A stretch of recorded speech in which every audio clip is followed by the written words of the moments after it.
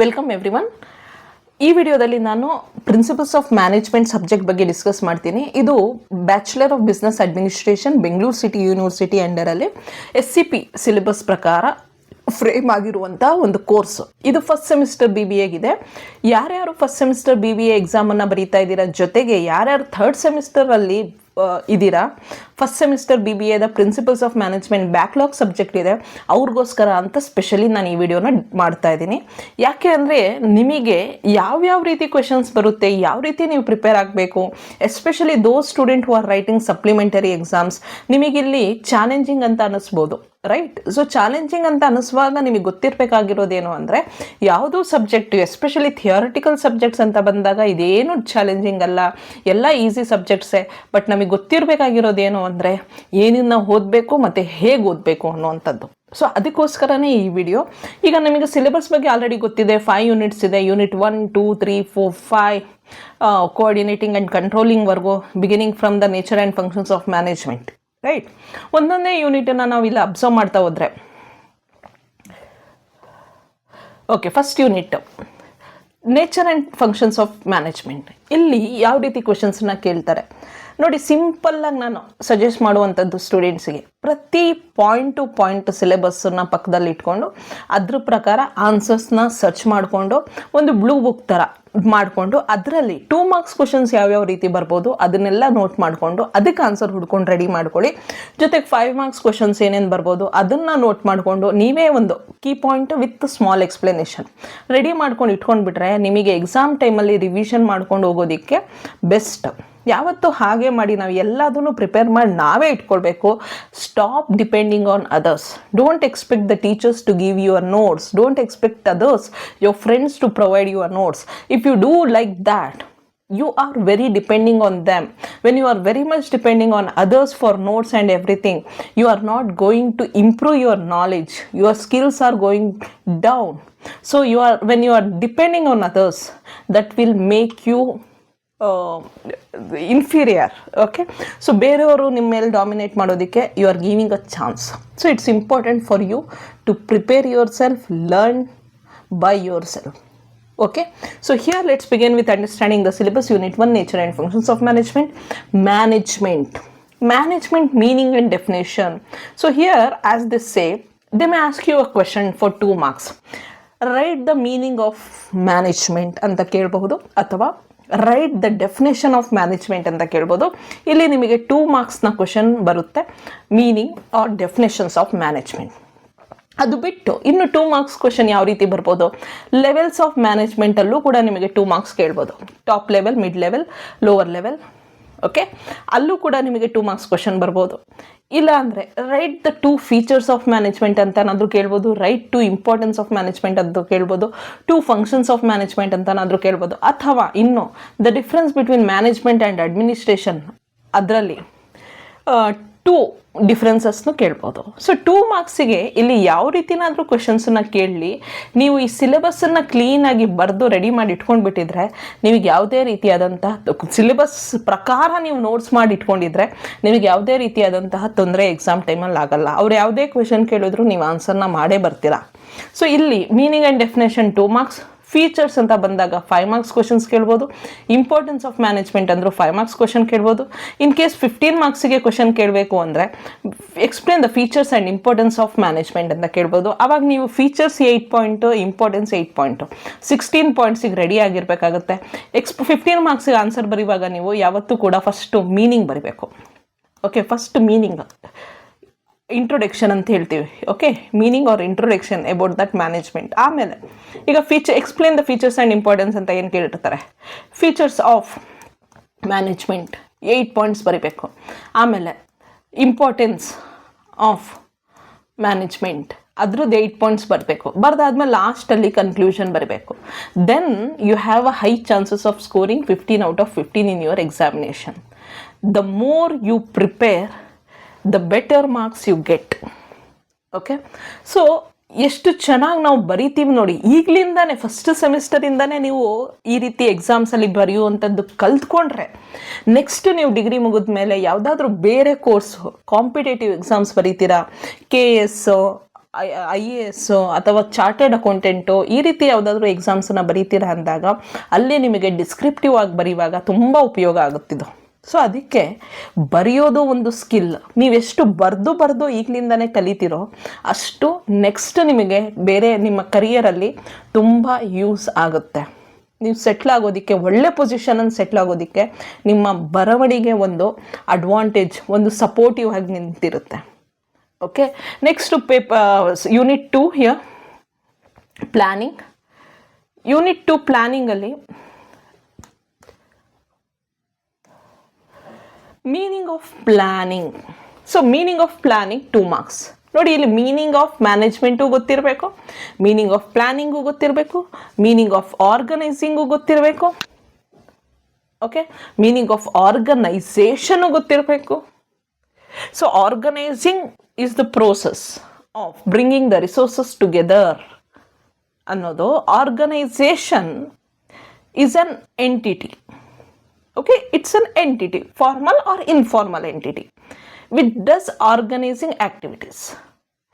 Organization includes everything: people, process, everything. Plan. If organizational ella irutte. Organizing is the practice of bringing all resources together so that we can reach organizational objective. That is differences. Organizing andre ಏನು, organisation ಅಂದರೆ ಏನು, ಅದು ಗೊತ್ತಿರಬೇಕಾಗುತ್ತೆ. So ಇಲ್ಲಿ ಯಾಕೆ ನಾನು meanings ಬಗ್ಗೆ focus ಮಾಡಿ ಅಂತ ಹೇಳ್ತಾ ಇದ್ದೀನಿ ಅಂದರೆ, ಮೀನಿಂಗ್ಸ್ ಬಗ್ಗೆ ನೀವು ಕಲಿಯೋದ್ರಿಂದ ನಿಮಗೆ 2 ಅಡ್ವಾಂಟೇಜ್. ಒಂದು, 2 ಮಾರ್ಕ್ಸಲ್ಲಿ ನಿಮಗೆ 7 ಕ್ವೆಶನ್ಸ್ ಕೇಳ್ತಾರೆ, ಅದರಲ್ಲಿ 5 ಕ್ವೆಶನ್ಸ್ ಅಟೆಂಡ್ ಮಾಡಬೇಕಾಗುತ್ತೆ. ಅದರಲ್ಲಿ ಅಟ್ಲೀಸ್ಟ್ 3 ಕ್ವೆಶನ್ಸ್ ಆದರೂ ಮೀನಿಂಗ್ಸ್ ಬೇಸ್ಡೇ ಇರುತ್ತೆ. ಸೊ 7 ಕ್ವೆಶನ್ಸಲ್ಲಿ ನಿಮಗೆ 3 ಕ್ವೆಶನ್ಸ್ ಆದರೂ ಮೀನಿಂಗ್ ಬೇಸ್ಡೇ ಬರೋದ್ರಿಂದ ನೀವು ಮೀನಿಂಗ್ಸ್ಗಳನ್ನು ಓದ್ಕೊಳ್ಳುವಂಥದ್ದು ಇಂಪಾರ್ಟೆಂಟು. ಎರಡನೇದು, ಮೀನಿಂಗ್ಸ್ಗಳನ್ನು ಓದ್ಕೊಂಡಾಗ ನೀವು 15 ಮಾರ್ಕ್ಸ್ ಕ್ವೆಶನು, 5 ಮಾರ್ಕ್ಸ್ ಕ್ವೆಶನ್ಸನ್ನು ಅಟೆಂಡ್ ಮಾಡುವಾಗ ಫಸ್ಟ್ ಮೀನಿಂಗ್ ಬರೆದು, ಆಮೇಲೆ ಅವ್ರು ಏನು ಕ್ವೆಶನ್ ಕೇಳಿದ್ದಾರೆ ಅದನ್ನು ಬರೆದು, ಲಾಸ್ಟಲ್ಲಿ ನೀವು ಕನ್ಕ್ಲೂಷನ್ ಬರೆದಾಗ ಅದು ನಿಮಗೆ 5 ಔಟ್ ಆಫ್ 5 ಅಥವಾ 15 ಔಟ್ ಆಫ್ 15 ಮಾರ್ಕ್ಸನ್ನು ಸ್ಕೋರ್ ಮಾಡೋದಕ್ಕೆ ಹೆಲ್ಪ್ ಮಾಡುತ್ತೆ. ಓಕೆ, ಸೊ ಅದಕ್ಕೋಸ್ಕರ ಈಗ ಪ್ಲ್ಯಾನಿಂಗ್ ಅಂತ ಬಂದಾಗ, meaning is for 2 marks, feature can be for 5 marks, importance can be for 5 marks. Steps in planning process, most important question ಇದು, 5 marks question ಆಗ್ಬೋದು ಇಲ್ಲಿಂದ. Okay, next types of planning ಅಂತ ಏನಿದೆ, this can be for 15 marks question. Types of planning ಅನ್ನೋದು ಒಂದು ದೊಡ್ಡ chart, various types of planning. ಆ ಚಾರ್ಟನ್ನ ಕ್ಲೀನಾಗಿ ಬರೆದು, ಫಸ್ಟ್ ಪ್ಲಾನಿಂಗ್ ಅಂದರೆ ಏನು, ಆಮೇಲೆ ಅದರಲ್ಲಿ ಬರುವಂಥ ವೇರಿಯಸ್ ಟೈಪ್ಸ್ ಆಫ್ ಪ್ಲಾನಿಂಗ್ಸ್ನೆಲ್ಲ ಕ್ಲೀನಾಗಿ ಚಾರ್ಟ್ ಮುಖಾಂತರ ಬರೆದು ಅದನ್ನು ಪ್ರಾಪರಾಗಿ ಎಕ್ಸ್ಪ್ಲೇನ್ ಮಾಡಿದಾಗ you have a high chances of getting 15 marks. ಅಷ್ಟೇನಾ? ಇಲ್ಲ, ನೋಡಿ ಇಲ್ಲಿ ನೀವು ಅಬ್ಸರ್ವ್ ಮಾಡಿ, ಅವ್ರು ಸ್ಪೆಸಿಫಿಕ್ಕಾಗಿ ಕೊಟ್ಟಿದ್ದಾರೆ. Strategic planning, administrative planning, operational planning, contingent planning, ಇದೆಲ್ಲ ಏನು ಕೊಟ್ಟಿದ್ದಾರೋ ಸ್ಪೆಸಿಫಿಕ್ ಆಗಿ, ಇದನ್ನು ಅವ್ರು ನಿಮಗೆ 2 ಮಾರ್ಕ್ಸಲ್ಲೂ ಕೂಡ ಕೇಳುವಂಥ ಚಾನ್ಸಸ್ ಇದೆ. ಸೊ ಈಗ ಇಲ್ಲಿ ಕೊಟ್ಟಿರುವಂಥ 4ರಲ್ಲಿ ಒಂದಾದರೂ ಸ್ಟ್ರಾಟಜಿಕೋ, ಅಡ್ಮಿನಿಸ್ಟ್ರೇಟೋ, ಆಪ್ರೇಷನಲೋ ಅಥವಾ ಕಂಟಿಂಜೆಂಟೋ ಯಾವುದಾದ್ರೂ ಒಂದಾದರೂ ನಿಮಗೆ 2 ಮಾರ್ಕ್ಸಲ್ಲಿ ಬರುತ್ತೆ, 2 ಮಾರ್ಕ್ಸಿಗೆ ಬರುತ್ತೆ, ಒಂದಾದರೂ ಬರುತ್ತೆ. ಅಥವಾ ಮೀನಿಂಗ್ ಆಫ್ ಪ್ಲ್ಯಾನಿಂಗ್, ಇಲ್ಲಿ ನೋಡಿ ನಾನು ನಿಮಗೆ 5 ಕ್ವೆಶನ್ಸ್ನ 2 ಮಾರ್ಕ್ಸಿಗೆ ಹುಡುಕಿದೆ. ಒಂದು ಮೀನಿಂಗ್ ಆಫ್ ಪ್ಲ್ಯಾನಿಂಗ್, ಎರಡನೇದು meaning of strategic planning, third one is meaning of administrative planning, fourth one is meaning of operational planning, fifth one is meaning of contingent planning. So ಇಷ್ಟು. So next ಈಗ 2 marks question ಆಯಿತು, ನೀವು 15 marks ಆಯಿತು. ಇನ್ನೊಂದು ಇದೆ, barriers to effective planning, measures to make planning effective. This 2 can be including both, combining both. 15 ಮಾರ್ಕ್ಸಿಗೆ ಇಲ್ಲಿಂದ ಒಂದು ಕ್ವೆಶನ್, 15 ಮಾರ್ಕ್ಸಿಗೆ. ಸೊ 15 ಮಾರ್ಕ್ಸಿಗೆ ಕ್ವೆಶನ್ ಕೇಳಿದ್ರೆ ಟೈಪ್ಸ್ ಆಫ್ ಪ್ಲ್ಯಾನಿಂಗಿಂದ ಕೇಳ್ಬೋದು, ಅಥವಾ barriers to effective planning and measures to make planning effective, ಇಲ್ಲಿಂದ ಕೇಳ್ಬೋದು. Next unit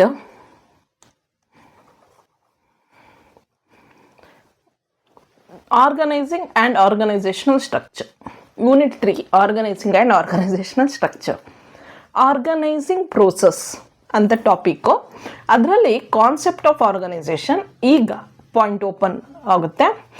as an entity, as a group of people, as a structure, as a process, meaning only. So ಯಾವ ರೀತಿ question ಕೇಳ್ಬೋದು ನಿಮಗೆ ಇಲ್ಲಿಂದ 2 ಮಾರ್ಕ್ಸಿಗೆ? Write the meaning of an organising as an entity or organisation as an entity, organisation as a group of people, organisation as a structure, organisation as a process ಅಂತ ಇಲ್ಲಿಂದ ನಿಮಗೆ 2 ಮಾರ್ಕ್ಸಿಗೆ question ಕೇಳ್ಬೋದು. ಮತ್ತೆ ರಿಪೀಟ್ ಮಾಡ್ತೀನಿ ನಾನಿಲ್ಲಿ. ಏನು ಕ್ವೆಶನ್ ಕೇಳ್ಬೋದು ಅಂದರೆ, write the meaning of organisation as an entity ಅಂತ ಕೇಳ್ಬೋದು, ಅಥವಾ write the meaning of organisation as a group of people ಅಂತ ಕೇಳ್ಬೋದು, ಅಥವಾ write the meaning of organisation as a structure ಅಂತ ಕೇಳ್ಬೋದು, ಅಥವಾ write the meaning of organisation as a process ಅಂತ ಕೇಳ್ಬೋದು. ಸೊ ಇಲ್ಲಿಂದ ಯಾವ ರೀತಿ ಕ್ವಶನ್ಸನ್ನು ಕೇಳ್ತಾರೆ ಅನ್ನುವಂಥದ್ದನ್ನು ನಾನು ನಿಮಗೆ ಅರ್ಥ ಮಾಡಿಸ್ತಾ ಇದ್ದೀನಿ. Next, principles of organising. ಇದು ತುಂಬ ಇಂಪಾರ್ಟೆಂಟ್ ಕ್ವಶನ್. ಎಷ್ಟೊಂದು ಸಲ ಕಾಂಪಿಟೇಟಿವ್ KES ಲೆವೆಲಲ್ಲೂ ಕೂಡ ಈ ರೀತಿ ಕ್ವಶನನ್ನು ಕೇಳಿದ್ದಾರೆ. Previous year question papers commerce ಅಥವಾ ಮ್ಯಾನೇಜ್ಮೆಂಟ್ ಮೇಜರ್ ಸಬ್ಜೆಕ್ಟಾಗಿ ತೊಗೊಂಡವ್ರಿಗೆ ಗೊತ್ತಿರುತ್ತೆ. ಪ್ರಿನ್ಸಿಪಲ್ಸ್ ಆಫ್ ಆರ್ಗನೈಸಿಂಗನ್ನು ಕ್ವಶನನ್ನು ಕೇಳಿದ್ದಾರೆ. ಅಷ್ಟು ಇಂಪಾರ್ಟೆಂಟ್ ಅದು ಟಾಪಿಕ್, ಪ್ರಿನ್ಸಿಪಲ್ಸ್ ಆಫ್ ಆರ್ಗನೈಸಿಂಗ್ ಅನ್ನುವಂಥದ್ದು. ಅದಾದ ನಂತರ ಇನ್ನು ಮೋಸ್ಟ್ ಇಂಪಾರ್ಟೆಂಟ್ ಟಾಪಿಕ್ ಯಾವುದು ಗೊತ್ತಾ? Organisational structure. ಯಾಕಂದರೆ BBA ಓದಿದ ಮಕ್ಕಳಿಗೆ ತುಂಬ ಇಂಪಾರ್ಟೆಂಟಾಗಿ ಗೊತ್ತಿರಬೇಕಾಗಿರೋದೇ planning, organising, directing, controlling, staffing. ಇದೆಲ್ಲ functions of management, principles of management ಅಂತ ನಾವೇನು ಹೇಳ್ತೀವಿ ಅದು.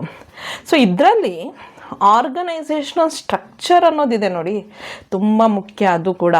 ಅದರಲ್ಲಿ ಆರ್ಗನೈಸೇಷನಲ್ ಸ್ಟ್ರಕ್ಚರಲ್ಲಿ different types of organisational structure ಇದೆ. ಪ್ರತಿ ಆರ್ಗನೈಸೇಷನ್ ಸ್ಟ್ರಕ್ಚರ್ದು ಮೀನಿಂಗ್ ನಿಮಗೆ ಗೊತ್ತಿರಬೇಕು. For example, line organisation, line and staff organisation. ಇದು line organisation 1, line and staff organisation 2, functional organisation 3, project organisation 4, matrix organisation 5, virtual organisation 6. ಇದೆಲ್ಲ ಏನು?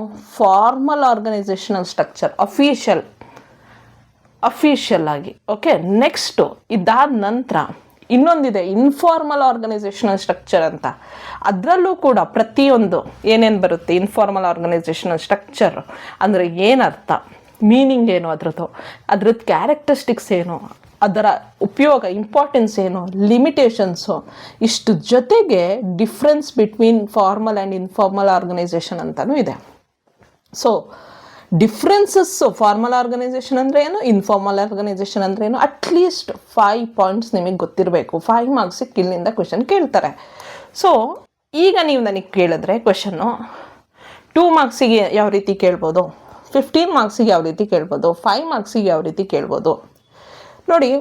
ಫ್ಯಾಕ್ಟರ್ಸ್ ಇನ್ಫ್ಲೂಯೆನ್ಸಿಂಗ್ ಆರ್ಗನೈಸೇಷನಲ್ ಸ್ಟ್ರಕ್ಚರ್ ಅನ್ನೋದೇನಿದೆ, ಇದು environment, strategy, technology, size, people, 1 2 3 4 5.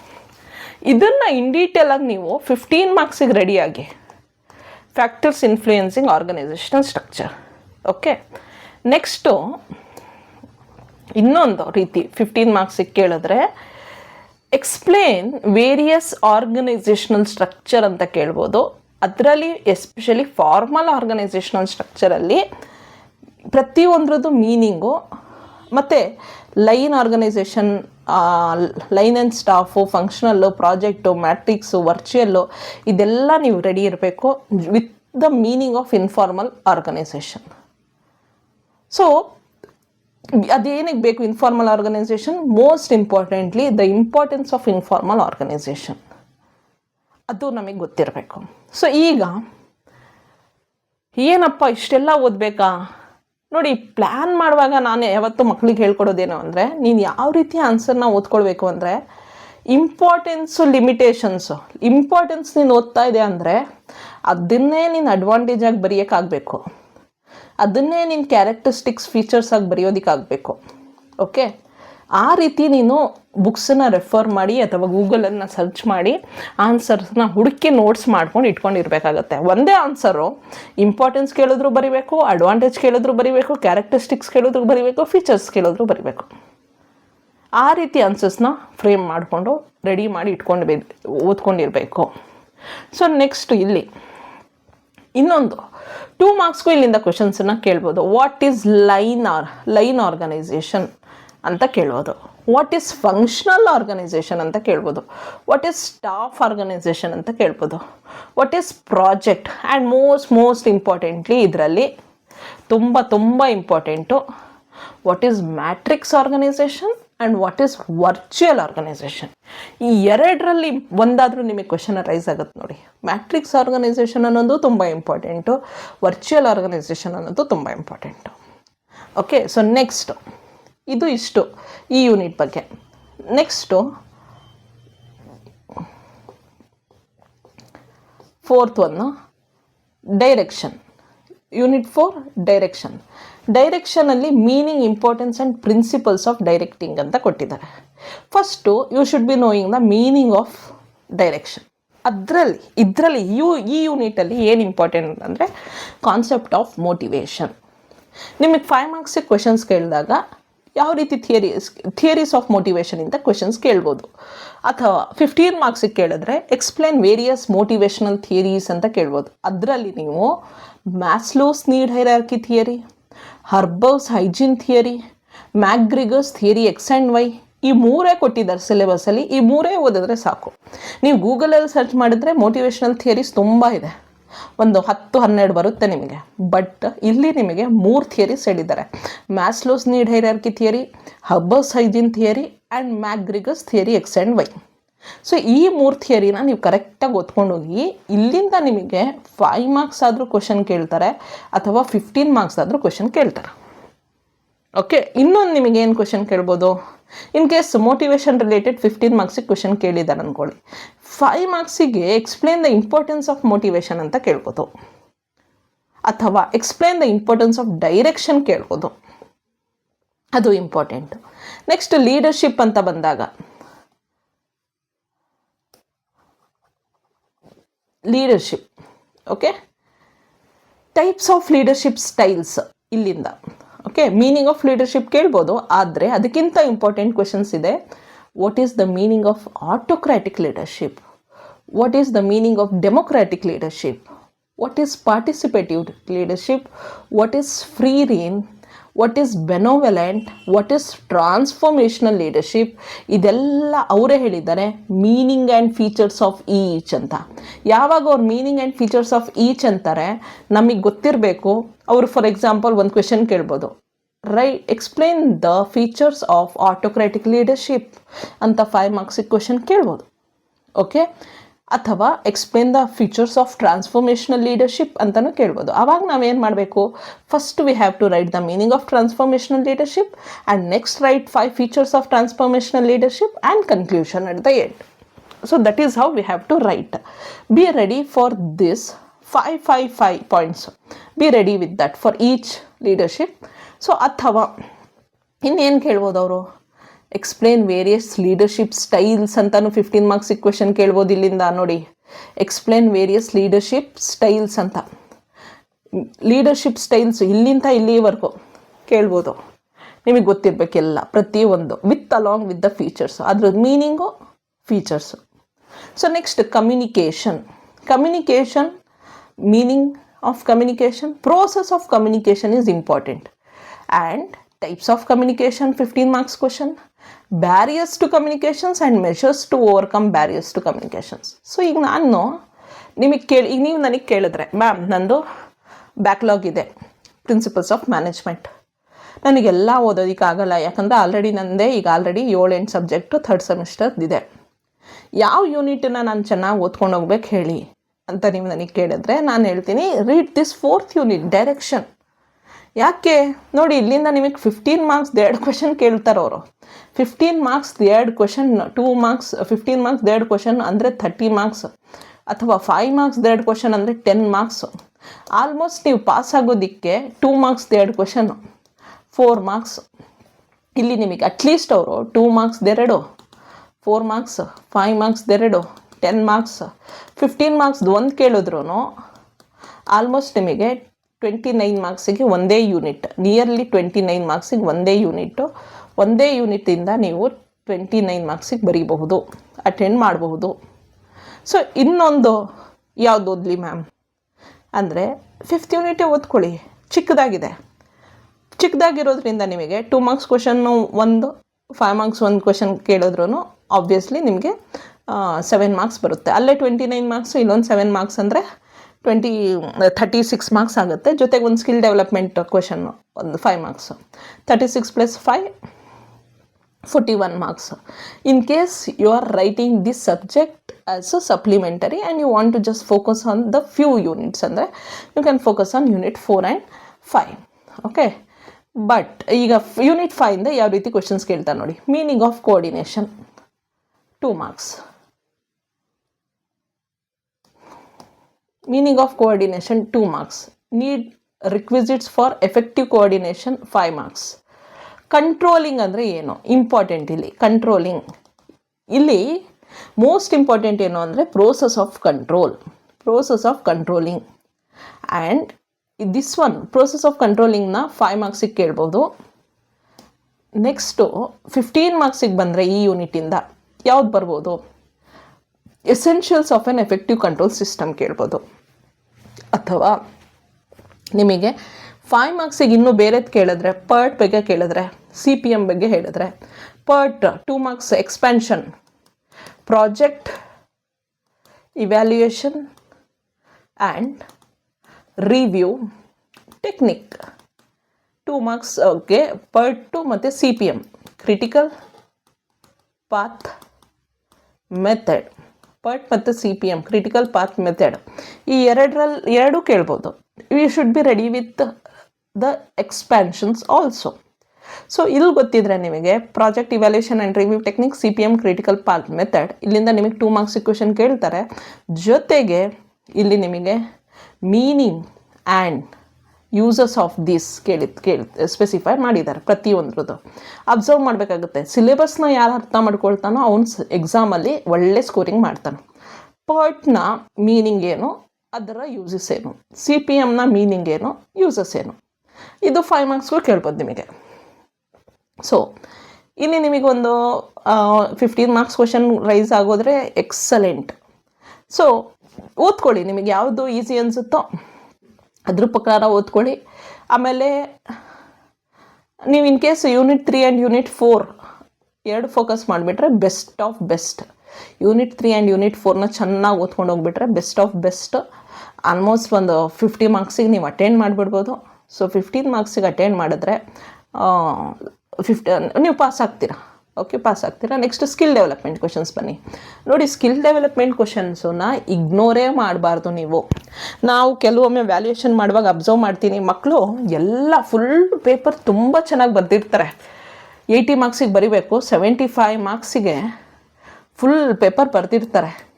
ಇನ್ನೇನು ಆ ಮಗು 80 out of 80 score ಮಾಡಬೇಕು ಅಂತ paper turn ಮಾಡಿ ನೋಡಿದ್ರೆ ಸ್ಕಿಲ್ ಡೆವಲಪ್ಮೆಂಟ್ ಕ್ವೆಶನ್ನೇ ಅಟೆಂಡ್ ಮಾಡಿರಲ್ಲ.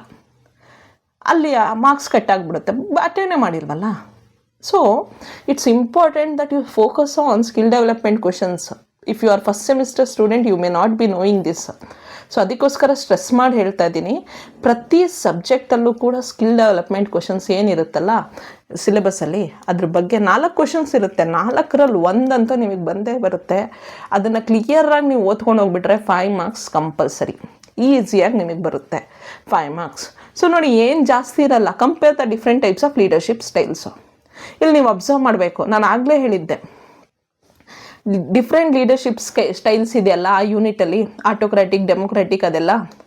ಸೊ ಆ ಲೀಡರ್ಶಿಪ್ ಸ್ಟೈಲ್ಸನ್ನು ನೀವು ಅಬ್ಸರ್ವ್ ಮಾಡಿದ್ರೆ ಅಲ್ಲಿ ಓದಿರ್ತೀರಾ, ಇಲ್ಲೂ ಒಂದ್ಸಲಿ ಓದ್ಕೊಳ್ಳಿ. Ready, you are ready for the exam. Next, draw an organisational chart showing the line of authority and responsibility. ಒಂದು ಆರ್ಗನೈಸೇಷನಲ್ ಚಾರ್ಟ್ ಬಿಡಿಸಿ ಅದರಲ್ಲಿ ಅಥಾರಿಟಿ ಯಾರಿಗಿದೆ, ರೆಸ್ಪಾನ್ಸಿಬಿಲಿಟಿ ಯಾರಿಗಿದೆ ಅದನ್ನು ಹೇಳಬೇಕು. ಫಾರ್ ಎಕ್ಸಾಂಪಲ್ ನೋಡಿ, ನೀವು ಹಿಂಗೆ ಬರಿಬೋದು. ಈಗ ಫಾರ್ ಎಕ್ಸಾಂಪಲ್ ಕಾಲೇಜಲ್ಲಿ ಪ್ರಿನ್ಸಿಪಲ್, ಕರೆಕ್ಟ್, ಪ್ರಿನ್ಸಿಪಲ್ ಅಂಡರಲ್ಲಿ HODs of departments. Okay, HOD of commerce, HOD of management, HOD of English, HOD of Kannada, ಆ ರೀತಿ ಡಿಫ್ರೆಂಟ್ ಡಿಪಾರ್ಟ್ಮೆಂಟ್ಸು. ಸೊ ಈಗ ಅವ್ರ ಅಂಡರಲ್ಲಿ ಲೆಕ್ಚರರ್ಸ್, ಕರೆಕ್ಟ್, ಲೆಕ್ಚರರ್ಸ್, ಪ್ರತಿ ಒಂದು ಡಿಪಾರ್ಟ್ಮೆಂಟಲ್ಲಿ ಲೆಕ್ಚರರ್ಸ್, ಅವ್ರ ಅಂಡರಲ್ಲಿ ಸ್ಟೂಡೆಂಟ್ಸು, ಕರೆಕ್ಟಾ? ಸೊ ಇದೇನು ಲೈನ್ ಆಫ್ ಅಥಾರಿಟಿ. ಇದರಲ್ಲಿ ಅಥಾರಿಟಿ ಯಾರು? Principal is authorise person. Responsibility ಯಾರಿಗೆ? HODಗೆ. ಅದೇ HOD ರೆಸ್ಪಾನ್ಸಿಬಲ್ ಅಥಾರಿಟಿ ಆದಾಗ ರೆಸ್ಪಾನ್ಸಿಬಿಲಿಟಿ ಯಾರಿಗೆ? ಲೆಕ್ಚರರ್ಸಿಗೆ. ಅದೇ ಲೆಕ್ಚರರ್ಸ್ ಅಥಾರಿಟಿ ಆದಾಗ ರೆಸ್ಪಾನ್ಸಿಬಿಲಿಟಿ ಯಾರಿಗೆ? ಸ್ಟೂಡೆಂಟ್ಸಿಗೆ. ಸೊ ಇದನ್ನೇ ನೀವು ಅಲ್ಲಿ ಕ್ಲೀನಾಗಿ ಡ್ರಾ ಮಾಡಿ ಪ್ರಾಪರಾಗಿ ಎಕ್ಸ್ಪ್ಲೇನ್ ಮಾಡಿಬಿಟ್ರೆ ನಿಮಗೆ 5 ಔಟ್ ಆಫ್ 5 ಬರುತ್ತೆ. Next, identify 5 control techniques used for better productivity of an organisation. Control ಟೆಕ್ನಿಕ್ಸಲ್ಲಿ PERT, CPM ಇದೆ. ಇಲ್ಲಿ 2 ಕೊಟ್ಟವ್ರೆ. ನೀವು ಗೂಗಲಲ್ಲಿ ಸರ್ಚ್ ಮಾಡಿದ್ರೆ ಆರಾಮಾಗಿ 5 ಸಿಗುತ್ತೆ. ಓಕೆ, PERT, CPM, WBS ಆ ರೀತಿ ನಿಮಗೆ 5 ಸಿಗುತ್ತೆ. ಅದ್ರದ್ದು ಆ 5ನ್ನ ನೀವು ಮೆನ್ಷನ್ ಮಾಡಿಬಿಟ್ಟು ಒಂದೊಂದು ಲೈನು ಅದ್ರ ಬಗ್ಗೆ ಜಸ್ಟ್ ಅದ್ರದ್ದು ಮೀನಿಂಗು ಬರೆದುಬಿಟ್ರೆ ಸಾಕು. ಇಲ್ಲಿ ಜಸ್ಟ್ ಡ್ರಾ ಮಾಡೋದು, ಜಸ್ಟ್ ಅದರದ್ದು ಈಗ ಟೈಪ್ಸ್ ಆಫ್ ಲೀಡರ್ಶಿಪ್ ಸ್ಟೈಲ್ ಅಂತ ಕ್ವೆಶನ್ ಕೇಳಿದಾಗ ಆಟೋಕ್ರಾಟಿಕ್, ಡೆಮೋಕ್ರಾಟಿಕ್, ಲೇಸಿಫಿಯರ್ ಈ ರೀತಿ ಜಸ್ಟ್ ನೀವು ಮೆನ್ಷನ್ ಮಾಡೋದ್ರಿಂದ ನಿಮಗೆ 5 ಔಟ್ ಆಫ್ 5 ಮಾರ್ಕ್ಸ್ ಸಿಗಲ್ಲ. ಸೊ ಅದ್ರ ಬಗ್ಗೆ ಒಂದೊಂದು ಲೈನ್ ಎಕ್ಸ್ಪ್ಲನೇಷನ್ ಬರೆಯೋದ್ರಿಂದ ನಿಮಗೆ 5 ಔಟ್ ಆಫ್ 5 ಸಿಗುತ್ತೆ. Okay, next 4th question, draw chart showing the process of communication. ನೋಡಿ, ನಾನು ಆಗಲೇ ಹೇಳಿದೆ ನಿಮಗೆ process of communication is important. So ನೀವು ಪ್ರೋಸೆಸ್ ಆಫ್ ಕಮ್ಯುನಿಕೇಷನ್, ಸೆಂಡರ್, ಆಮೇಲೆ message, channel, sender encodes the message, channel, receiver, ಅದಾದಮೇಲೆ feedback, receiver decodes the message. ಇಷ್ಟು ಬಿಡಿಸ್ಬಿಟ್ಟು ಒಂದೊಂದು ಲೈನು, ಸೆಂಡರ್ ಯಾರೋ, ಮೆಸೇಜ್ ಏನು, ಚಾನಲ್ ಯಾರೋ, ಡಿಕೋಡಿಂಗ್ ಅಂದರೆ ಏನೋ, ಎನ್ಕೋಡಿಂಗ್ ಅಂದರೆ ಏನೋ, ರಿಸೀವರು, ಫೀಡ್ಬ್ಯಾಕು, ನಾಯ್ಸ್ ಅಂದರೆ ಬ್ಯಾರಿಯರ್ ಟು ಕಮ್ಯುನಿಕೇಷನ್, ಅದನ್ನೆಲ್ಲ ಕ್ಲೀನಾಗಿ ಒಂದು ಚೂರು ಚಾರ್ಟ್ ಬಿಡಿಸ್ಬಿಟ್ಟು ಒಂದೊಂದು ಲೈನ್ ಎಕ್ಸ್ಪ್ಲೇನ್ ಮಾಡಿಬಿಟ್ರೆ 5 ಔಟ್ ಆಫ್ 5 ಬರುತ್ತೆ. ಸೊ ಎಲ್ಲ ಸಬ್ಜೆಕ್ಟಲ್ಲೂ ಫಸ್ಟು ನೀವು ಫೋಕಸ್ ಮಾಡಬೇಕಾಗಿರೋದೇನು, ಎಕ್ಸಾಮ್ ಪಾಸ್ ಆಗಬೇಕು ಅಂದರೆ ಫಸ್ಟ್ ನೀವು ಫೋಕಸ್ ಮಾಡಬೇಕಾಗಿರೋದು ಸ್ಕಿಲ್ ಡೆವಲಪ್ಮೆಂಟ್ ಕ್ವೆಶನ್ಸ್. ಅವ್ರು ಕೊಟ್ಟಿರೋದೇ ನಿಮ್ಮ ಸ್ಕಿಲ್ ಡೆವಲಪ್ಮೆಂಟ್ ಆಗಲಿ ಅಂತ. ಅಂಥದ್ರಲ್ಲಿ ನೀವೇನು ಮಾಡಿಬಿಡ್ತೀರಾ, ಇಗ್ನೋರ್ ಮಾಡ್ತೀರಾ ಸ್ಕಿಲ್ ಡೆವಲಪ್ಮೆಂಟ್ ಕ್ವೆಶನ್ಸನ್ನು ಎಕ್ಸಾಮಿಗೆ ಪ್ರಿಪೇರ್ ಆಗ್ದಲೇ. ಸೊ ಅಲ್ಲಿ ನೀವು ಫೇಲ್ ಆಗಲಿಕ್ಕೆ ಹೈ ಚಾನ್ಸಸ್ ನಿಮಗೆ ನೀವು ಕೊಡ್ಕೊಳ್ತಾ ಇದ್ದೀರಾ. ಸೊ ಈಗ ಫಸ್ಟು ನೀವು ಸ್ಕಿಲ್ ಡೆವಲಪ್ಮೆಂಟ್ ಕ್ವೆಶನಿಗೆ ರೆಡಿ ಆದರೆ ನಿಮಗೆ ಎಷ್ಟು ಮಾರ್ಕ್ಸ್ ಬರುತ್ತೆ? 5 ಮಾರ್ಕ್ಸ್. ಓಕೆ, ನೆಕ್ಸ್ಟು ನೀವು ಇಲ್ಲಿಂದ 15 ಮಾರ್ಕ್ಸ್ 2 ಕ್ವೆಶನ್ ಅಟೆಂಡ್ ಮಾಡಿ, 5 ಮಾರ್ಕ್ಸ್ 2 ಕ್ವೆಶನ್ ಅಟೆಂಡ್ ಮಾಡಿ, ಅಲ್ಲೇ ನಿಮಗೆ 40 ಮಾರ್ಕ್ಸ್ ಬರುತ್ತೆ. 40 + 5 ಮಾರ್ಕ್ಸ್ 45 ಆಯಿತು. ಆಮೇಲೆ ನೀವು 2 ಮಾರ್ಕ್ಸ್ ಕ್ವೆಶನ್ಸು 2 ಮಾರ್ಕ್ಸ್ ಕ್ವೆಶನ್ಸನ್ನು ಪ್ರಿಪೇರ್ ಆದರೆ ಪ್ರಾಪರಾಗಿ ಮೀನಿಂಗ್ಸು ಏನೇನು ಮೀನಿಂಗ್ಸ್ ಇರುತ್ತೆ ಆಗಲೇ ಹೇಳಿದ್ನಲ್ಲ ನಾನು, meaning of management, meaning of planning, ಆಮೇಲೆ meaning of administrative plan, strategic plan, operational plan, contingent plan, ಆ ರೀತಿ meaning of functional organisation, line organisation, project organisation, matrix organisation, virtual organisation, ಆ ರೀತಿ ಇನ್ಫಾರ್ಮಲ್ ಆರ್ಗನೈಸೇಷನ್, ಫಾರ್ಮಲ್ ಆರ್ಗನೈಸೇಷನ್, ಆ ರೀತಿ ನೀವು ready ಆದರೆ ನಿಮಗೆ 2 ಮಾರ್ಕ್ಸ್ 5 ಕ್ವೆಶನ್ಸ್ನ ನೀವು ಬರೆದುಬಿಟ್ರೆ 10 ಮಾರ್ಕ್ಸ್ ಬರುತ್ತೆ.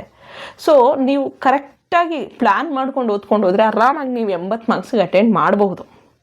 ಬಟ್ ನೀವು ಲೇಸಿನೆಸ್ಸಿಂದ ಏನು ಮಾಡ್ತೀರಾ ಅಂದರೆ ಪ್ರಿಪೇರ್ ಮಾಡಲ್ಲ. ನೀವು ಬೇರೆಯವರಿಗೆ ನೋಟ್ಸ್ ಕೊಡು ಅಂತ ಕೇಳ್ತೀರಾ. ಅದರಿಂದ ನಿಮಗೆ ಪ್ರಿಪ್ರೇಷನ್ ನೀವು ಮಾಡ್ದಲೇ ಇರೋದ್ರಿಂದ ಎಕ್ಸಾಮಲ್ಲಿ ಬೇಗ ಆನ್ಸರ್ ನೆನಪಾಗಲ್ಲ. ಅದರಲ್ಲಿ ನೀವು ಟೈಮ್ ವೇಸ್ಟ್ ಮಾಡ್ತೀರಾ.